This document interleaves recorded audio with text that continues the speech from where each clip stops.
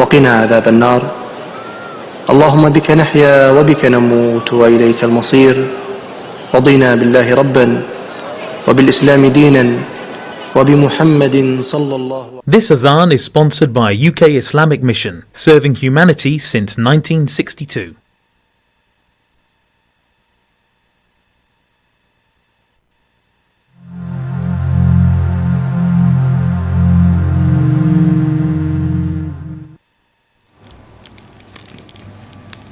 Bismillahir Rahmanir Rahim. Dear brothers and sisters, Assalamu alaikum wa rahmatullahi wa barakatuh. Welcome to Arbaeen Special.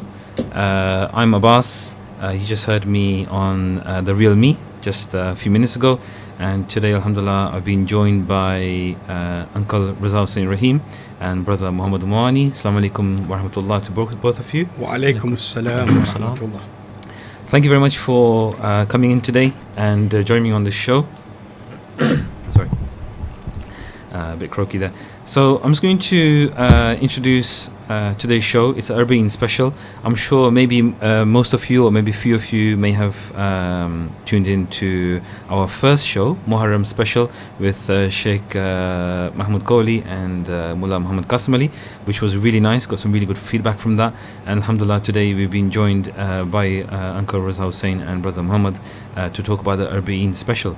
So just to introduce, Raza Uncle is a chartered accountant and a past president of Hussein Islamic Center, and he's a current vice chairman of the Joint Mosque Council in Peterborough and a lecturer on Islam and Karbala. And Brother Muhammad Mavani is a chartered accountant and has been a committee member of Hussein Islamic Center, who has participated in the Arbaeen walk and procession from Najaf to Karbala. So just for those listening out there, some may be aware, some may not be aware, but Arbaeen, what is Arbaeen itself? Yes. Bismillah ar-Rahman ar-Rahim. In the name of Allah, the Beneficent and Merciful. Indeed, Arbaeen is a special remembrance of one of the greatest sacrifice in humanity. And when we talk about humanity, we are talking about the grandson of the Holy Prophet, who was the best of the created person in this world, the best of creation, whom Allah created as Habib Allah, and his grandson whom Prophet loved so much, and what he sacrificed for. And inshallah in today's program we'll discuss. But we will have to go back a bit to understand Arbaeen properly. Arbaeen is remembrance. It's just like in your first program of Ashura Special, or we talked about the actual event, the event that happened on 10th of Muharram.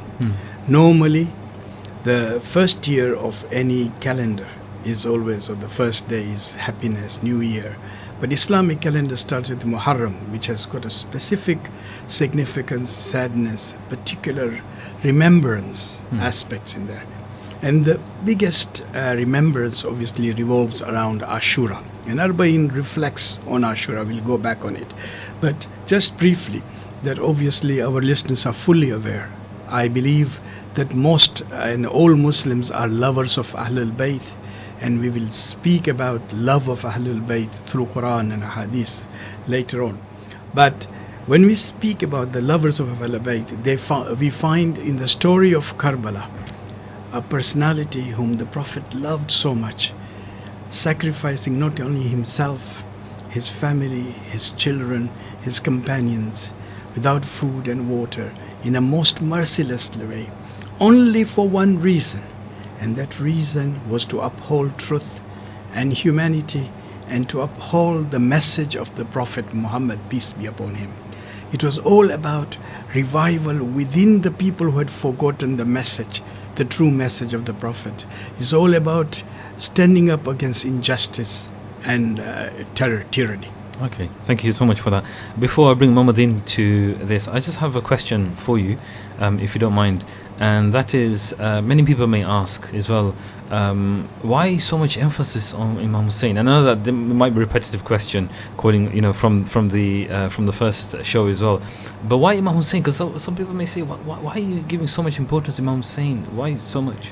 Yeah, to understand that truly, you of course to understand what happened actually in Karbala and who Imam Hussein was. There are two separate aspects. Imam Hussein's personality as the leader of the youths of paradise, declared by all Muslims in all the books of all the Muslim. Yeah. Imam Hussein as a personality of Panjatan, which many Muslims believe and revere, saying these are the ahlul-bayt. That is his personality, the personality about being brought up by the Holy Prophet and Imam Ali and Bibi Fatima, being brought up by the daughter of the Prophet, and his upbringing and his love for Islam, his devotion to Islam. Yeah. So that's one side, who Imam Hussein was. But when you look at Karbala and what happened there, we find that within 50 years after Prophet's death, there's a man called Yazid who is now the king or the ruler of the Muslim world. And look at his vision or his concept. When he had got all the prisoners of Karbala assembled in his court, he got them together and he started boasting about some of the things that I wish. Now, just 3 or 4 statements should really alarm us. I wish that my elders who died in Uhud and Khandak against the Prophet and fought were alive to see what I have done. Then he says, God has indeed treated you. And I'll reply later on when we talk about women of Karbala, how Bibi Zainab replied. But God has treated you like that. He's trying to give that concept of Jabr.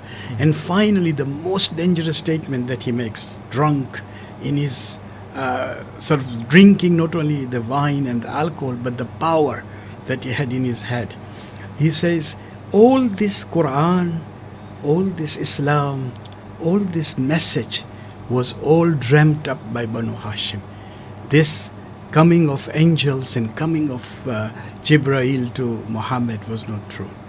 Now this is the level where the king who's ruling the Muslim world is saying he has taken Islam. So it was such a critical point when people were in a most confusion. Okay, fine, thank you. And just one thing for those, for the benefit of those who may not be Muslim, for those non-Muslims, what was the actual, what did Imam Hussein actually, was it that he was preaching, was it the matter that he was preaching the religion in Karbala, or was it just actual humanity? I think Hussein is not for just Muslims. Hussein stands for the whole humanity. Those who understand Hussein, those who understand Imam Hussein and his sacrifices, what his mission statements were all along, how to uphold truth, how to uphold righteousness, how to oppose falsehood and tyranny, how to speak up against the tyranny. But at the same time, when we find those who looked at Hussein as a role model, you see, you got to understand the trials that they went through in Karbala. Yeah. If you give me a minute to explain you that we are looking at Imam Hussein carrying a 6-month-old child, asking for a drop of water in the heat of the sand of Karbala, denied water for 3 days while the flowing Furat flows there. Yeah. And the reply of the very people who had heard of the Prophet, seen the Prophet, is an arrow on the throat of that 6-month-old child. We see young children like Ono, Mohamed and Qasim, how they were massacred. We talk about Ali Akbar, who actually looked like the Prophet, whose way of life was like a Prophet. He spoke like the Prophet. People said he reminded them of the Prophet. And he was cut up into pieces and a dagger put through his heart. This is the level of sacrifice. But Hussein endured all this because all he had to do was compromise and say to Yazid, who was a drunkard, Yazid who was doing every evil act, but not only trying to legalize it and change the Islamic perspective of what the Prophet brought. Yeah. Now, all he had to do was agree. All he had to do was give an oath of allegiance. He would have not been pushed. But doing so would be endorsing all those horrible action and possibly removing Islam from the face of the earth, because then all the Muslims would have thought, if Hussein can do this, then it must be right. Yeah. Thank you very much for that lovely explanation, Asant. It just goes to show that from what you mentioned, that Imam Hussein, he fought for humanity, and he done it very selflessly, And as you know, for people who may say, "Oh, why Imam Hussein so much?" is because his was a revolution within itself.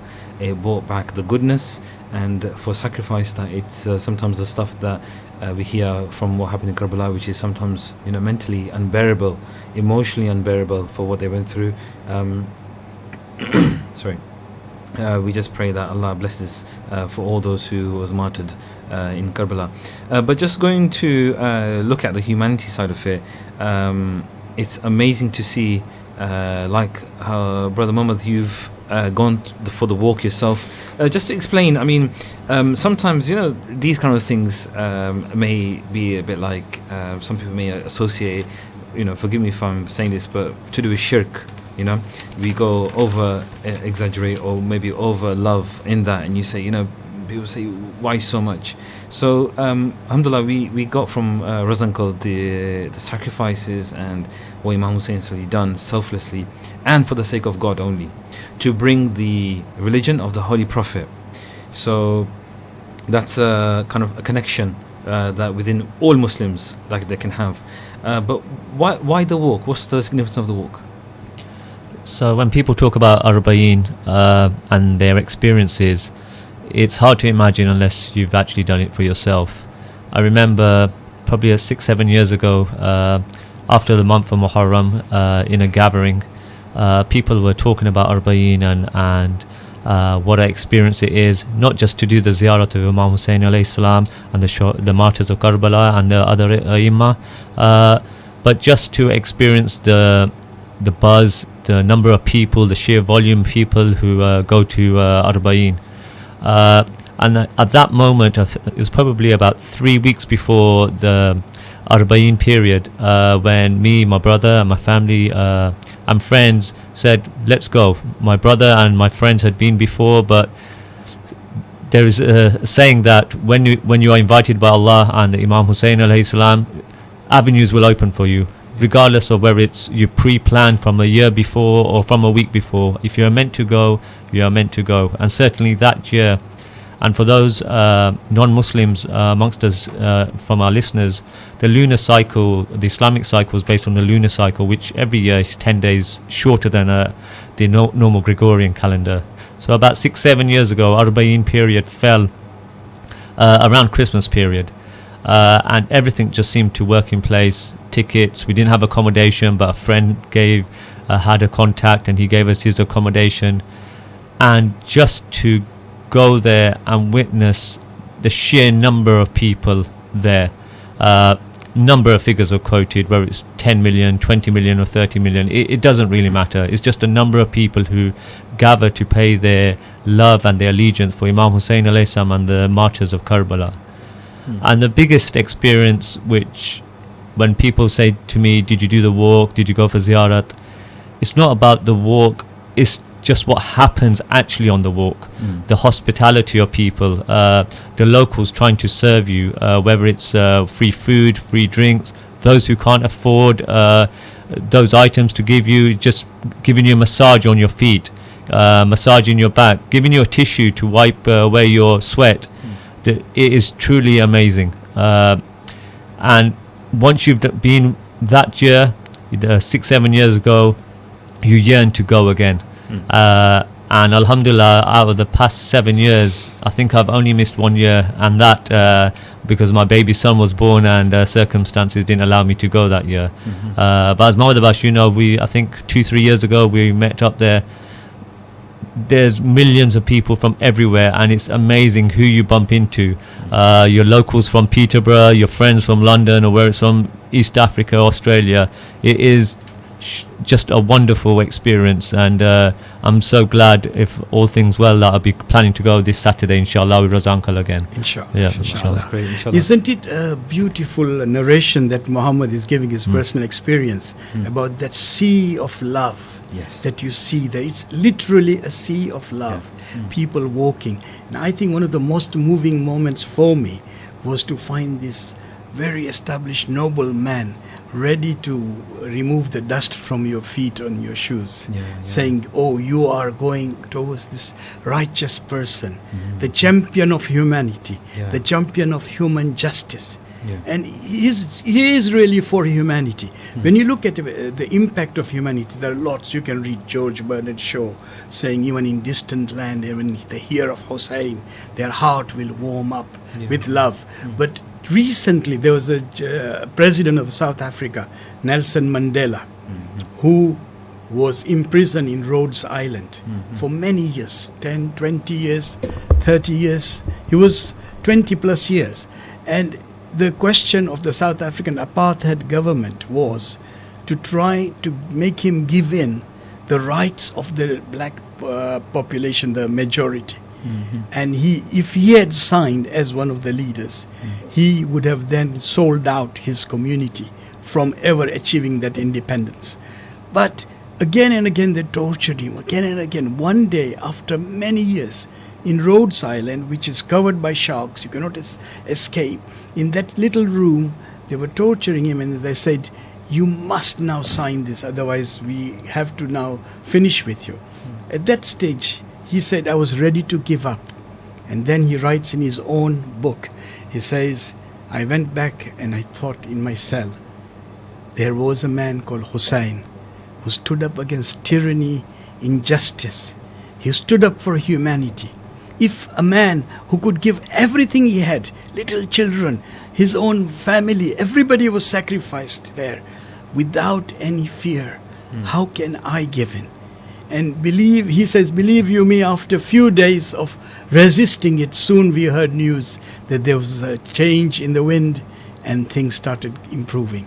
So Hussein can be a role model, an example to everybody, even in this current era. Wow, thank you so much. That's very inspiring. Just to clarify, I didn't mention in the beginning, so apologies for that. But the walk is from Najaf to Karbala, right? Yeah, so historically the walk which is done is from Najaf to Karbala. But for me, the actual walk is only something to experience for the locals and other people who are not so able as us, who have got financial means to fly into Najaf airport or Baghdad airport and make it to Najaf. There's people all around the Iraq or Iran just walking even longer distances. And I remember in my first year, we were going on, what do we need for the walk? And it was cold. It was really cold that year. And we had coats, scarves, caps on, walking shoes, thermal socks.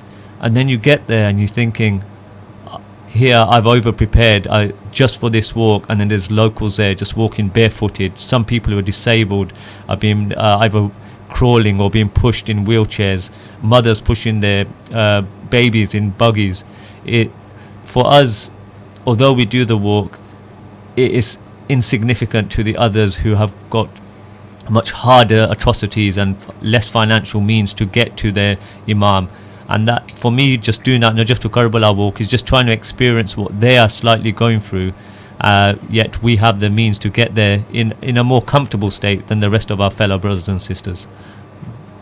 Thank you so much. But just wanted to shed upon when people are actually giving out food, and you can see so wholeheartedly, they call them, and people like to call themselves as Hussainis.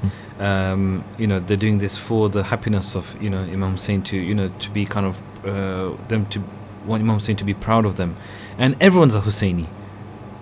Would you agree? Like even non-Muslims, they can be Hussainis as well. But just wanted to ask, is that for those people giving out the food and the drink and the massage, and why are they actually doing it?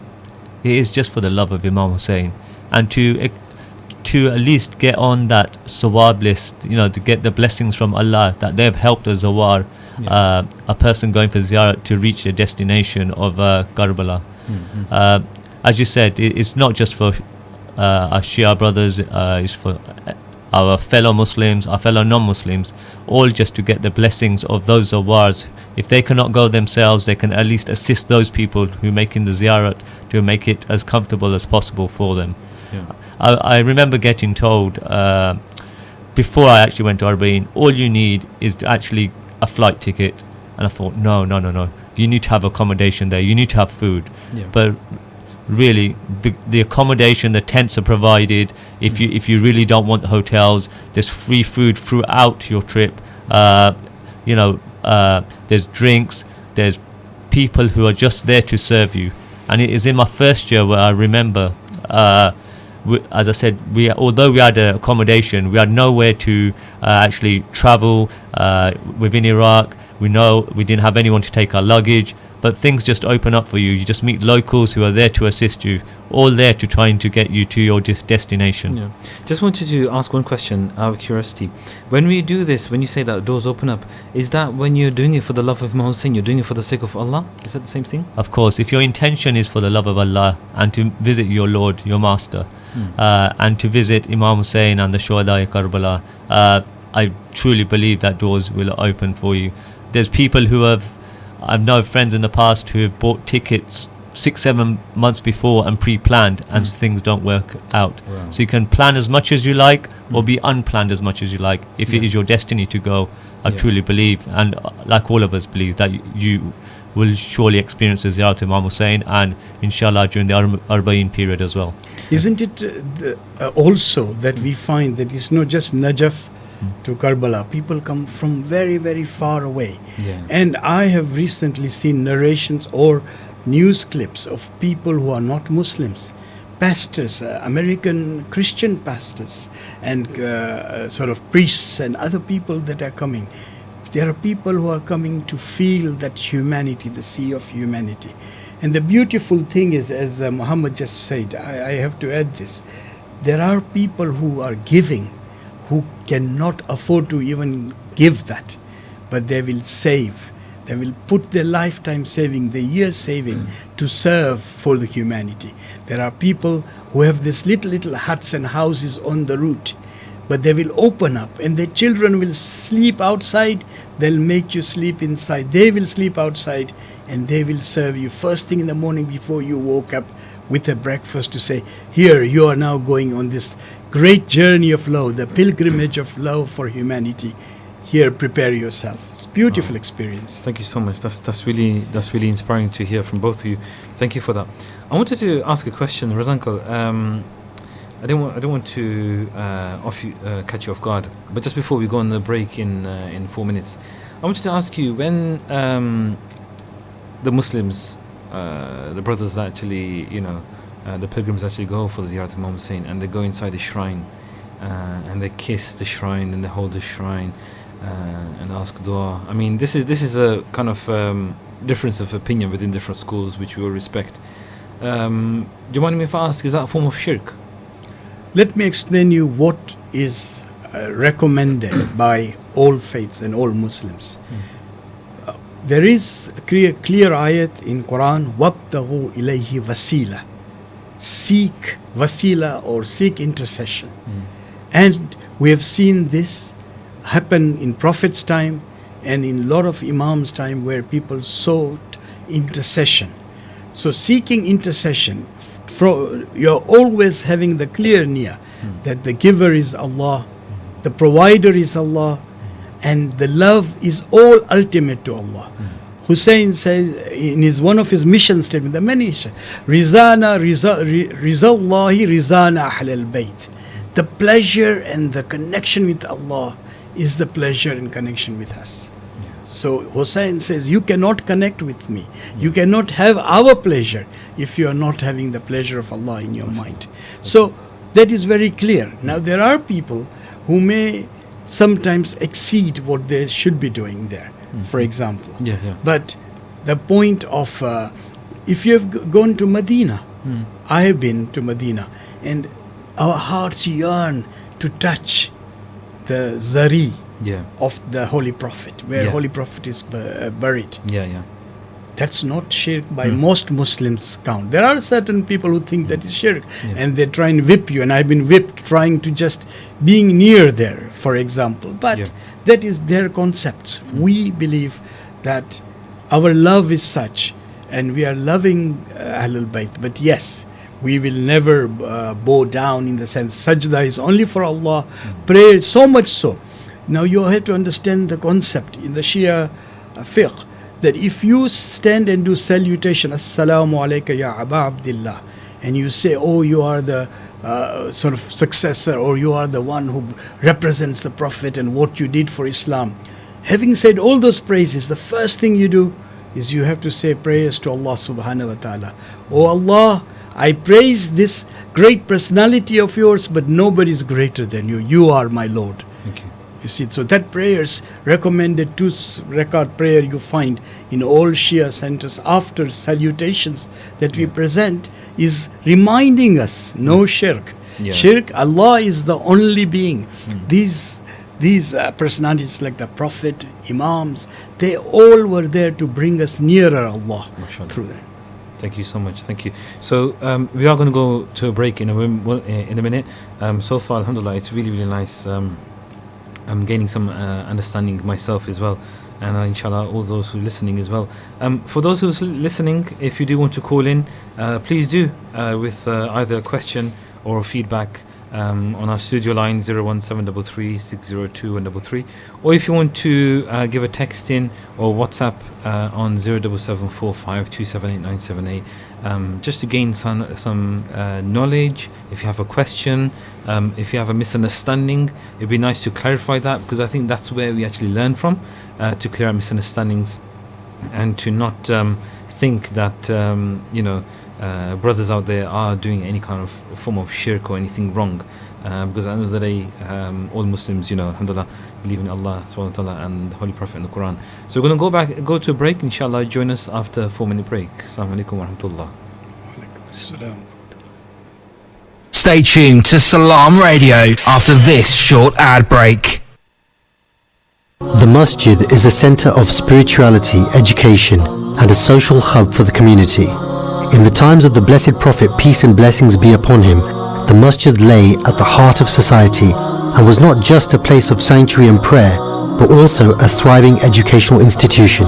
Prophet Mohammed, peace be upon him, is reported to have said, "Whoever builds a masjid for Allah, be it large or small, Allah will build for him a house in paradise." Sunnah al-Tirmidhi. The role of the masjid has always been instrumental in the educational, social and moral uplifting of the Muslim community. Please donate by visiting childrenofadam.net or call us on 0300 321 0032. Had a car accident or an accident at work? Accident specialists are experts in no-win, no-fee accident claims. Leave the hassle to us. Our multilingual settlement experts will manage the entire claims process on your behalf, with nothing to pay up front. We provide services such as credit hire, taxi vehicles, recovery, storage and much more. For full details on our range of services and a free consultation, call us on 01733 555 774 or visit our office at 249 Lincoln Road opposite the NatWest Bank. Accident Specialists. Start your successful claim today. Feel like some great tasting chicken tonight? Great meal deals, wraps, burgers and sides. We've got it all at Chicken Palace. Call and collect at 302 Lincoln Road on 01733 702 447 or 8 Park Road on 01733 343750. Chicken Palace, open 11 a.m. till late.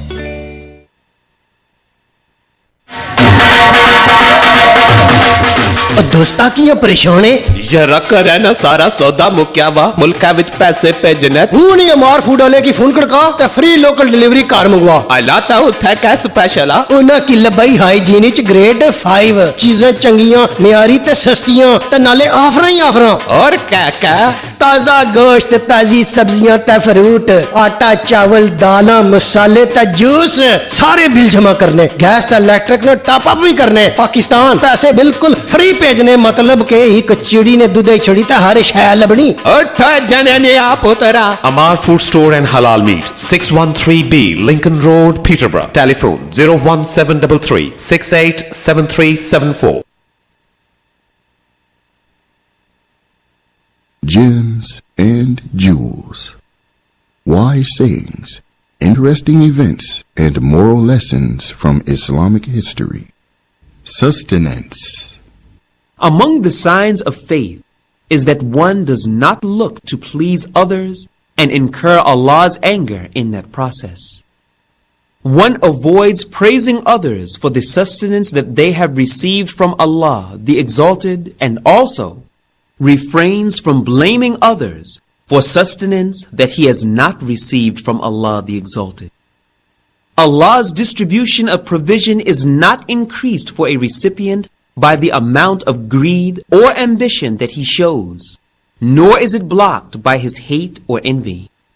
Allah, in His infinite justice, grants provision and contentment for those with strength of faith and satisfaction with what is divinely ordained.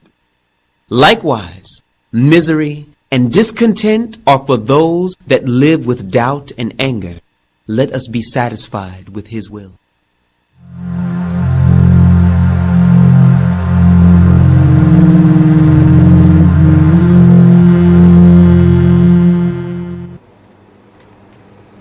Assalamu alaikum wa rahmatullahi wa barakatuh, my dear brothers and sisters. Welcome back to the Arbaeen Special show with Uncle Raza Hussein Rahim and brother Mohamed Mavani. My name is Abbas, and in the first part of the show we covered some really good content, covered some really nice stuff, and talking about Arbaeen, the significance of Arbaeen. Is it for just the Shia brothers, or is it for Muslims and non-Muslims? So, Raza Uncle, you mentioned in the break that we had some really nice points, and I'm going to crack on because of for time purposes. So we're talking about the love of ahlul-bayt. You said some really nice stuff, and actually I was quite surprised when you mentioned that people rightfully have this they're football fans, so they admire people, role models like Mo Salah and Mohamed Salah, being the Liverpool player. Doing sajda after the thing. Even Khabib, the UFC fighter, he does the sajda as well. It's amazing to see. So them as role models because they are alive right now. Let's talk about the concept of the ahlul-bayt who we physically can't see right now. But what is the importance of this love that we should have for the ahlul-bayt? Absolutely. I think first of all you must understand that Allah subhanahu wa ta'ala created us in our nature, within our nature, to love Him, to connect with Him, and to use any means that gives us that connection, better connection. And not only that, He has prescribed role models. In Quran, in Surah Shura, He says, "Kulla asalukum alayhi ajran illa al-muwaddata fil qurba." When the Prophet was asked, "Oh Prophet, you've done so much for us. We used to bury our children alive. You took all those rocks and all those beatings. You had an embargo. You starved. You did everything for Islam. What shall we do to compensate you? What shall we do?" Allah says to him, "Oh Prophet, tell them, Qul la asalukum alayhi ajran." I do not desire any reward from you except the love of my ahlul-bayt. The word is kulla asalukum alayhi ajran illa al-muwaddata fil qurba. Now, that love was not meant as a selfish love for the children or the family of the Prophet or those who are close to him. The love is meant to be so that we can start looking up towards these role models who are connected to the Prophet. You get the main power, and the subsidiary power lines are all connected to the Holy Prophet, and they get us to the Holy Prophet. So that love is a beautiful concept, and the love has got various philosophical connotation. Love comes with izhar. Izhar is the demonstration. First you get ihsas, the feeling of love. Then the izhar, the demonstration, which we talked about just now, the walk of Hussein. The people going to Medina and flocking around Prophet's grave. That is izhar. And then finally there is the kamal. Ihsas is feeling of love. Izhar is demonstration of love. And kamal is when you start connecting such a way that whatever your beloved wishes you do. This is what Allama Iqbal says, "Khudi ko kar buland itna ke har takdeer se pehle khuda bande se khud pooche bata teri riza kya hai." Tell us what do you wish, because the beloved is now connecting with the one, the focus of that. So the love is so important, and Prophet has narrated again and again the love of ahlul-bayt, not for his sake, but for our sake, because these were role models. He says, Husseinu minni wa ana min al-Hussein. These ahadiths that I am giving you are common amongst Ahl Sunnah and Ahl Shia books. And he says, Hussein is from me and I am from Hussein. One can understand Hussein is from me because Hussein was the grandson of the Prophet. But Prophet being from Hussein, Prophet is foretelling that the mission of Hussein will be to save my mission, the mission for humanity, Islam, the religion that is salvation for whole mankind. So that is what love is all about. And you can see how Prophet demonstrated that love. Prophet is in sajda, in Masjid al-Nabawi, praying, with people praying behind him. And Imam Hussein, who is very small at that age, young boy, climbs on the back of Hussein. Now, normally when that happens, what do we do? As you get up from sajda, you can remove the child and you can continue salah. But Angel Jibreel comes and tells Prophet, "O Prophet, continue your sajda till Hussein comes out." And Prophet did 70 times, Subhanallah, Subhanallah. And all his ashabs did together. And remember, Prophet's action, illa wahyun yuha. Whatever Prophet does, it is from the wahi of Allah subhanahu wa ta'ala. And look how beautifully Hussein showed that, "O Prophet, for in your prayers I interrupted you in my childhood, but for these very prayers I will give my life. I will sacrifice." On the day of Ashura, he stood in front of arrows flying in front of him. The enemies, the Yazid's forces, refused to stop the fight during the Asr, Zohar prayers. So Imam asked for permission, they refused. The only answer was arrows and spears coming. The companions of Imam stood in front of the group that were left, shielding all the arrows in their chest and on the shields. And Hussein completed the Zohar. And look at his Asr's Salah. The Salah of Asr. Hussein sat on the back of Prophet. Today Hussein is now in his final moments in Sajda as Shimr, the enemy of Allah, Ahlul-Bayt, comes and severes the head of Hussein. This is the importance of Sajda. This is what connection with our Ahlul-Bayt brings us towards Salah, towards Allah. We see Imam Hussein, you just talk about Quran. The night before Ashura, the enemies were ready. They were embarked on attacking and massacring. There were 30,000 against 72. They could have done. What does Hussein do? He asks, pleads for time for the night of Ashura. Why? He says Hussein loves, because he's heard from his grandfather, the love of Quran. Hussein loves Quran. Hussein loves Ibadah. Hussein loves namaz Shab or Tahajjud. And you could see the whole camp of Hussein, thirsty, no food for 2 days, 3 days now is happening, but all of them doing Subbuhun Quddus, Rabbil Malaikati war Ruh. There's a murmur of Quran being recited, showing to these people who had come to massacre them that this is Islam, this is what Prophet brought for us. Can I just interrupt? I've got a burning question, and that is, I heard, now as a lecturer, you mentioned as importance of Salah, Imam Hussein showed. But is it true that the enemies of Imam Hussein on Yazid's army, there were also Hafiz al-Quran, and there were those who memorized the Quran by heart, they pray Salatul Layl? What was the difference? It is true that there were many people who were brought up as Hafiz al-Quran, who used to pray, but the difference, fundamental difference that went wrong was people were misguided with a concept that Yazid is the ruler. So just because Hussein, there is a person who was given a lot of money, Qadhi, who gave fatwa that Hussein should be killed. And these people who did not understand Islam properly, did not understand Ahlul-Bayt, did not understand Prophet properly, embarked on doing this action for two reasons: one, misguidance; one, for reward. They were all offered both huge rewards. Umar Asad, you asked me that question. There were two people, and this is so interesting, Abbas. Umar Asad was the commander of Yazid's army in Karbala. He was apparently a very learned man. He knew Quran, he knew Salat, he knew everything. That's why Janab Zainab addresses him so many times. But at the night of Ashura, he sits with his two sons and he says, I know that on this side, look at them, they are praying, look at their ways of life. This is the way to heaven. And I know that this might get to me to hell. But I need the cash. The cash is the governorship of Rai that I've been promised by Yazid. I cannot wait for that to happen in heaven. So that was one side. On the other side, we have got Hur, the commander who changed his mind last moment. Why did he change his mind? He had this ingrained, inbuilt guidance from his mother about love of ahlul-bayt, and suddenly realized, what am I doing? Am I really massacring and killing the one who has brought us the faith and through this household that we got Quran and our Salah?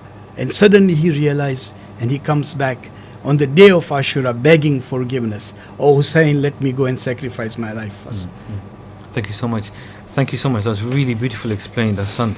Mohamed, I just want to bring you back in because I'm just intrigued. I mean, I can't fathom this thing is that when you went on a walk and people are, there's no hidden agenda, there's no motive. Why are people so kind? Why are they doing it like that? I mean, what is this? Because nowadays you'll see people are being nice to you or for a reason. But amazing to see. Did you get those moments where you just were amazed by people's character and their behavior? Yeah, that's right, Mohamed Abbas. In today's world, when you have generosity, there's always this feeling that what is it in it for them? This is natural human instinct. But until you experience something where someone is doing it genuinely for the love of their heart, where there is no other gain other than for the pleasure of Allah and to help the Zawars going to Ziyarat, then you can only experience that there is pure generosity out there. And it's something which then hopefully we can instill in our lives. The purpose of why I like to go Arbaeen or Ziyarat of Imam Hussein is to get that spirituality there. When you come back, to try and understand and learn from what you've experienced out in whilst you've been on Ziyarat, and try and bring it back to your daily lives. Similarly, when we look forward to the month of Ramadan, we believe in spirituality, refreshing yourselves, cleansing your sins, and it's that same type of feeling which you yearn to get when you go for Ziyarat of Imam Hussein and the Aimma. Thank you. And just going on to, I want to touch upon namaz as well because I want to balance it out.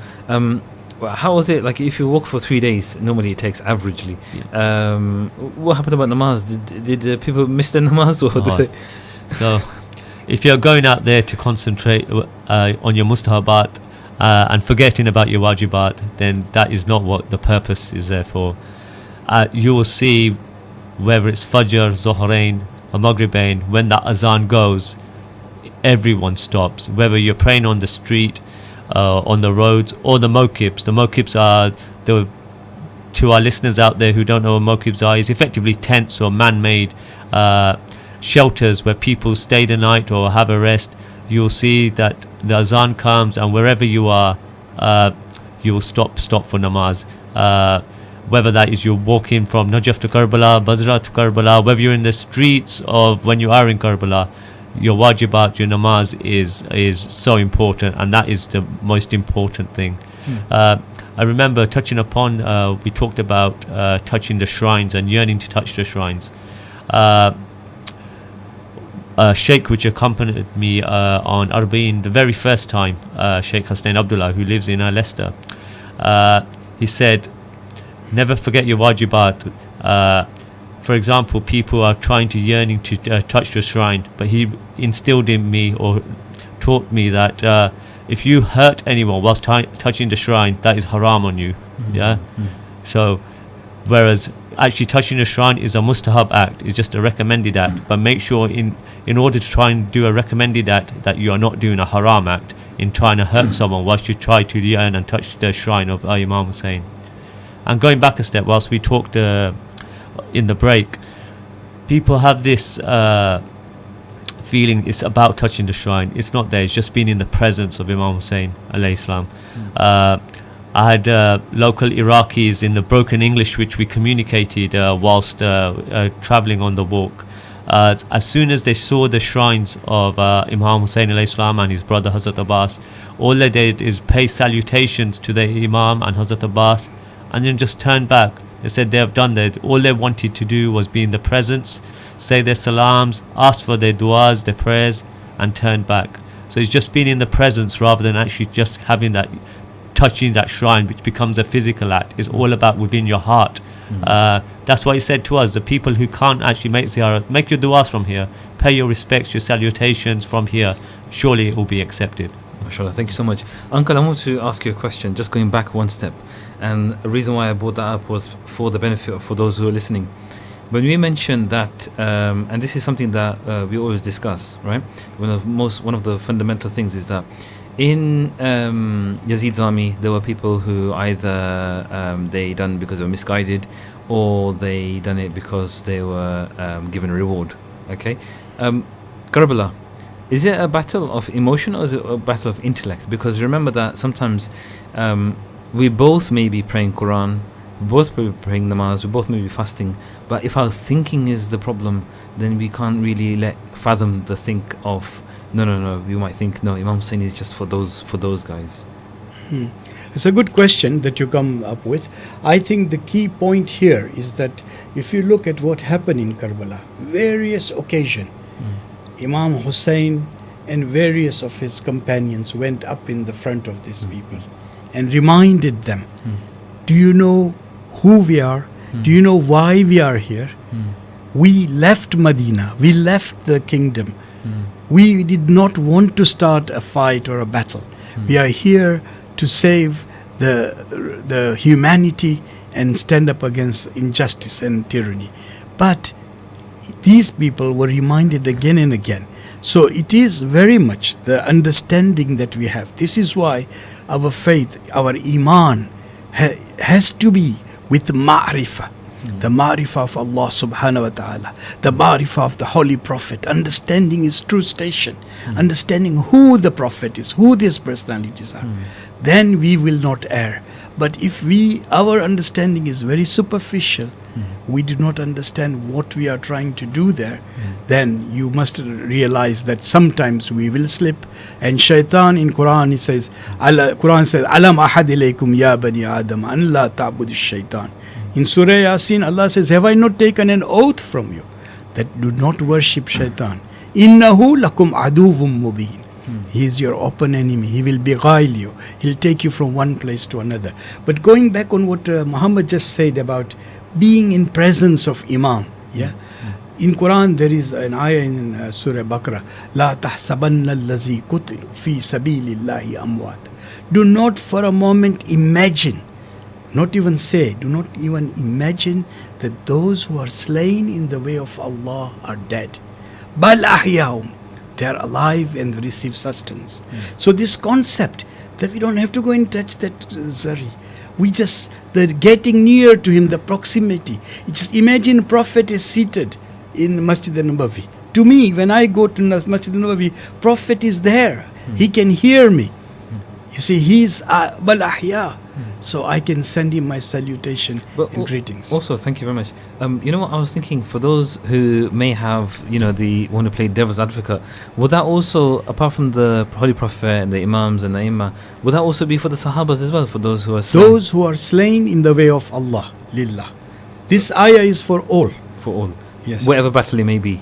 Slain in the way of Allah. It's their intention. Those who have died for the sake of Allah.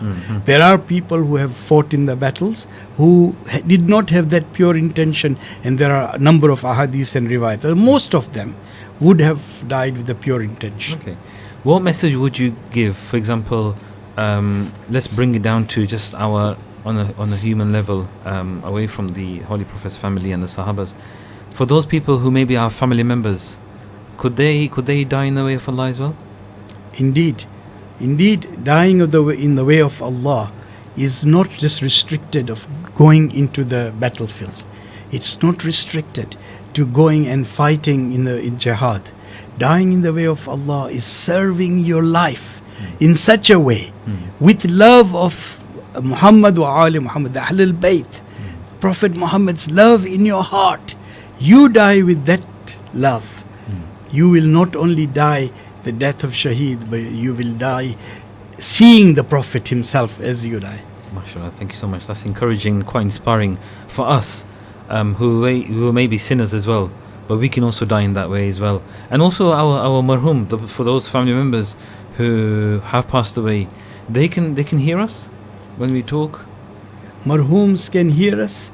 There are varying opinions of scholars on this situation. Yeah, those who have been elevated to the status of shaheed would be different, because Quran says bal ahya, they receive sustenance. The exact type of sustenance, there's a whole huge discussion, different school of thoughts. Yeah. But that is so. As regards to others, there are difference of opinion about that. But Quran, we are talking about what Quran says, and Quran says about shuhada. Yeah. Specific. Thank you so much. Mohamed, just want to, before I bring Raza uncle back in, my question to you is, when you were going through the walk, what was your connection with God? Yeah, so the way, it's not just about the walk, it's what you do on the walk. It's not just about that you're getting from A to B as if you're going to a football stadium. Going from Najaf to Karbala, which is the walk which most of us do, is embracing or listening. What I do is to the Quran on the way, lectures on the way, just to not keep you occupied in the way of Allah, and not just doing chit chat, talking about worldly affairs. After all, your destination and the reason why you're going is for the sake of Allah, to visit your Imam. And one of the most noble acts you can do is to actually, whilst you get into your destination, is to be reciting Quran or listening to Quran, listening to lectures, which I do, which to keep you occupied and on the straight and narrow, because otherwise it just becomes an act of friends walking together, talking to each other, participating in conversations which you shouldn't do, when you actually want to reach to your to Imam Hussein and the ziyarah, whilst maintaining your spirituality. And like you touched upon, do we stop for namaz? Obviously, anything which involves namaz, spirituality, listening to lectures, nohas, marsiyas, we should engage in those activities rather than doing those acts which are forbidden or not recommended. Thank you so much. Raza uncle, what's happening in Peterborough to mark Arbaeen?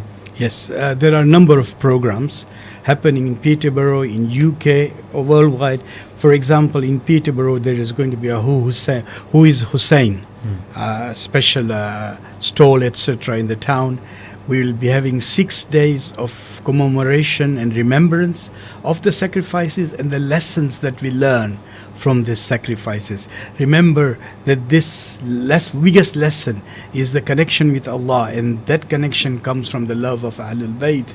And the one hadith that I meant to give you last time was Man mata hubbe ali Muhammadin wa ali Muhammad mata shahida. You were saying, can we die shaheed? If you die in the love of Muhammad, Prophet Muhammad and all, you will die shaheed. So yes, there are a lot of activities happening. One is this. One is there is water and things distributed in the town in the name of Hussein. Which day is it? The exact days are already. You've got the day. It's Saturday the 12th, 9 till 5:30. Where there'll be stands and people there to explain more. The initial base is on Bridge Street, but there will be volunteers of ours to explain about the whoisHussein.org campaign, and also there'll be literature and mementos being handed out to help our public, our fellow Muslims and non-Muslims, understand the importance of Imam Hussein and Arbaeen. Inshallah. Adding on to it, we have obviously the main Arbaeen procession that happens on 20th of October in London. It's a huge procession where all Muslims and non-Muslims participate in love of Imam Hussein, expressing their love. But the most important thing is people who want to find out about Imam Hussein come to this Who is Hussein program, but you can go on the website and look at Who is Hussein, and you will find all the information that you need. You can go to islam.org and you'll find, it's surprising, we are talking about I am of the Shia faith, but Me and you both have attended beautiful programs at the mosques here, which are Sunni mosques, Ahl Sunnat mosque, beautiful ahlul-bayt programs. We went to the Gosia mosque. The whole week after week, there were different ahlul-bayt's lives were being shared with us. So lovers of ahlul-bayt are not restricted to Shia. Ahlul-bayt and the Prophet is for the whole Muslims and the whole humanity. That's great. And just to add, for those of people who we have many friends who do not believe in religion, whether they're agnostics or atheists, not to concentrate on the religious values, but on the actual human values of justice, humanity, truthfulness. So the message of Imam Hussein applies to all. Not all. If it's not all religions, it's all people of mankind. Thank you so much, Hassan. Thank you. Just wanted to add in, just for that event as well, the Who's Hussein event that's happening on the 12th of October, Saturday 12th. There is a message that's come through saying that there will be serving hot chocolate as well. So even if it is cold, for those who may feel like they don't want to go out in the cold, there will be serving hot chocolate. So at least you can enjoy that drink, as well as you can gain more information and knowledge from the volunteers as well. And there are many things also going on concurrently throughout the year, where the homeless are being fed in the name of Hussein.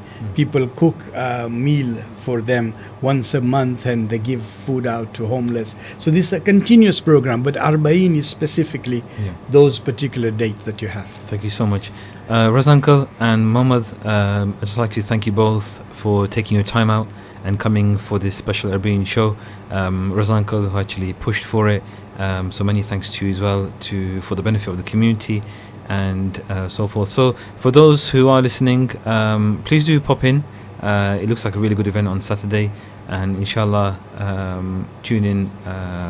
We'll be now going to the end of the show. Assalamu alaikum wa rahmatullahi wa barakatuh. Wa alaikum assalam wa rahmatullahi wa barakatuh. Stay tuned to Salam Radio after this short ad break.